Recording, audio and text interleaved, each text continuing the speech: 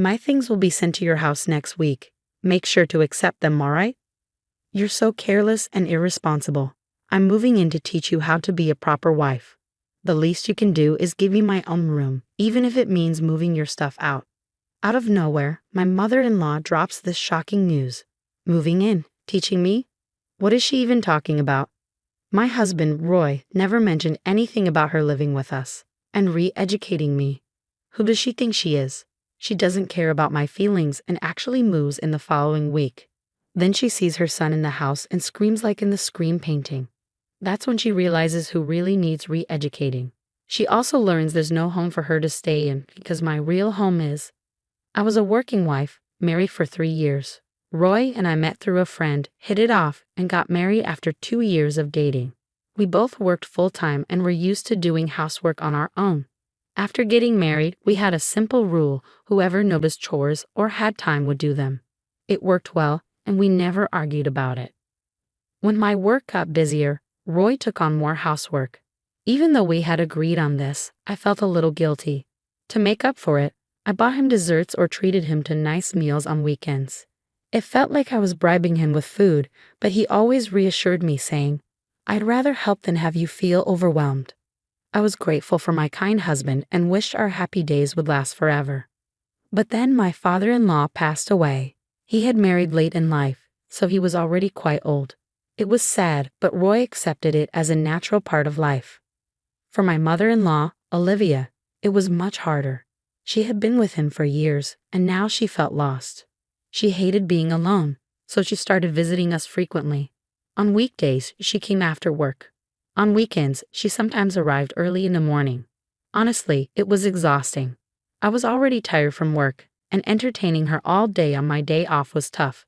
But I wanted to support her, so I did my best to be patient.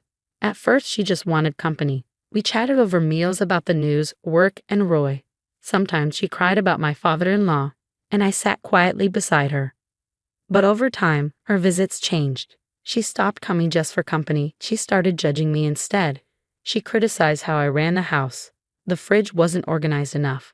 Laundry wasn't done properly. There were too many instant noodle wrappers in the trash.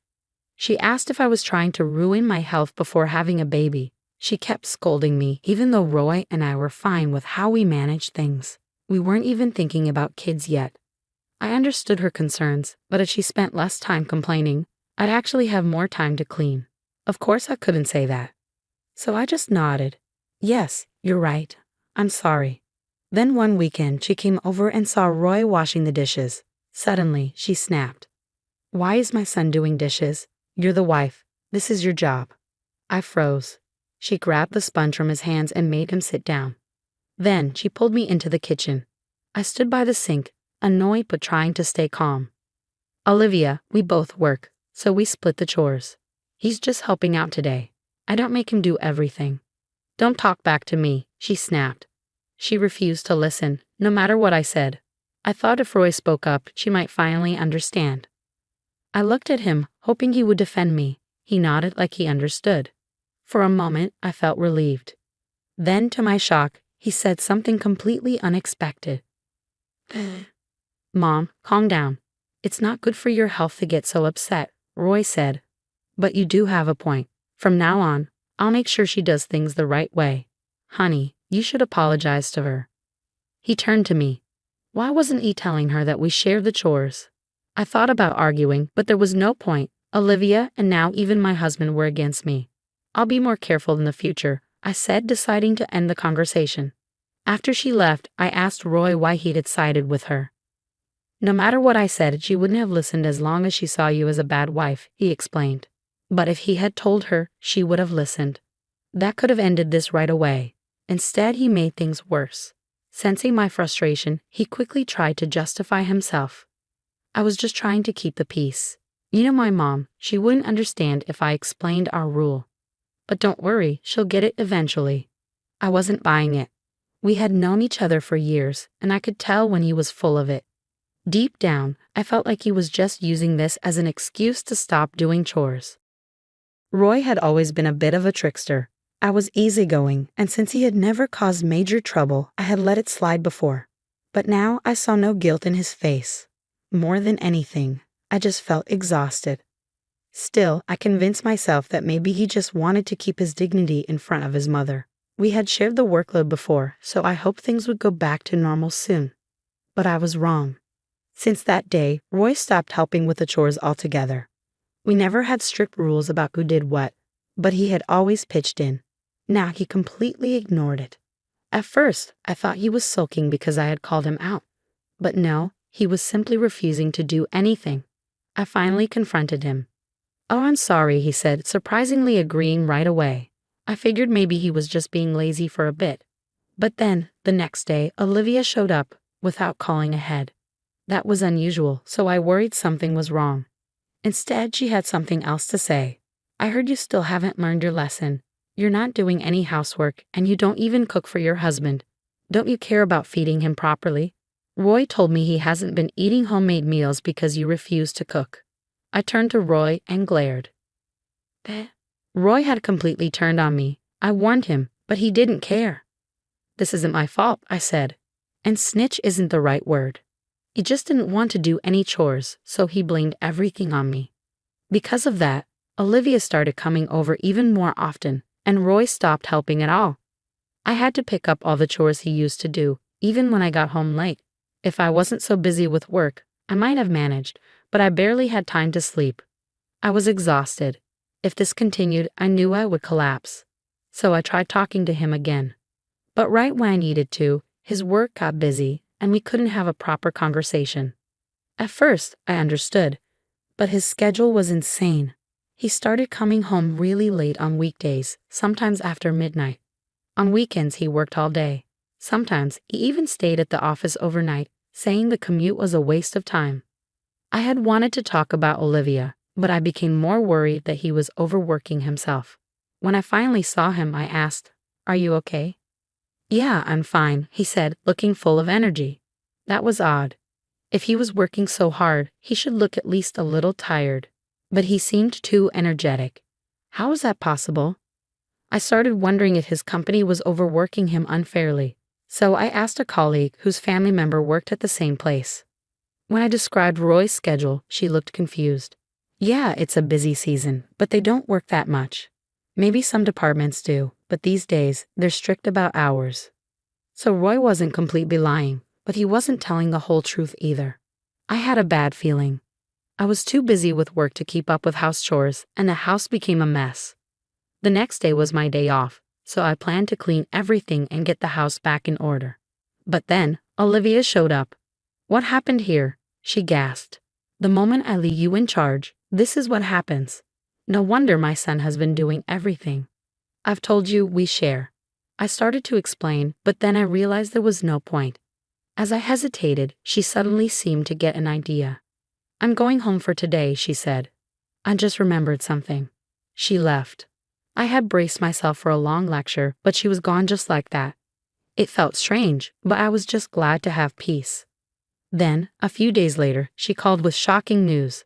"Hello, my belongings will be delivered to your house next week. Accept them all." "Okay." "What?" "After seeing the mess, I have to step in. You're too clumsy and careless. For my son's sake, I'm moving in to train you to be a proper wife. The least you can do is give me my own room, even if you have to move your stuff out." She made this decision all on her own, without even asking, and her things were already on the way. I was done being treated like a fool. I had already been thinking about a plan, and now was the time to act. The day she was supposed to move in, she called me over and over. I ignored her at first, but she wouldn't stop. Eventually, I picked up. On the other end, she was screaming. "What's going on? Where are you? Who is that woman with my son?" I had never heard her this hysterical before, and I couldn't help but laugh. "What's so funny?" she yelled. But I wasn't on that day. I had told Roy I was going to visit my parents for a few days, and my plan had worked perfectly. I had a feeling Roy might bring his mistress home while I was gone. When I started noticing differences in his busy work schedule compared to what my colleague had told me, I decided to hire a private investigator to find out what he was really doing. Turns out, he was cheating on me with a younger colleague. During the week, he used the company car to bring her to our house. On weekends, he'd go to hotels with her. He was even getting paid overtime for working late, but in reality, he was just spending that time cheating on me. So I knew for sure he would try to bring her over while I was away. I figured he was planning to have fun at home until he had enough. But then Olivia and the movers arrived. I was ready to expose her son for the liar and cheater he was. I told her everything. She was in total shock. All I could hear were her gasps. I really wish I could have seen her face. But just so you know, I wasn't actually with my parents. I was at a realtor's office, signing a contract for a new house and canceling a lease on my current one. When Olivia called, I was in the middle of it. The realtor was patiently waiting for me to finish, so I cut straight to the point. "Look, Olivia, I'm busy canceling my lease, so let's get to the point," I said. "You made a fool out of me, telling me I needed to be trained. Do you realize who needs the training now? You insisted I do all the housework. Well, I pay the rent for that house, not him. He had shared the housework because I worked more hours and earned more than him. But now he was spending time with another woman." I told her I didn't care anymore. "I'm asking for a divorce, and I'll be getting alimony. My lawyer will reach out to him later." And then I told her never to contact me again. I was about to hang up, but I heard her sobbing and pleading. "I just ended the lease on my old house. Where will I go if this house is gone?" She had always criticized me, but now needed my help. I told her, "Not my problem. Talk to your son." And then I hung up for real. A few days later, I filed for divorce, and my lawyer was working on getting me $100,000 in alimony. I had full faith in my attorney. Roy was fired from his job, and his mistress dumped him, saying she never should have gotten involved with him. I couldn't care less about their misery. Instead, I found something interesting. Roy had been abusing over-the-counter energy boosters. It messed up his internal organs, and he couldn't work as much anymore. Too much of anything is always bad. With the lease canceled, neither Roy nor Olivia had anywhere to live. I have no idea where they are now or even if they're still alive. But they don't matter to me anymore. I'm excited for my new free life.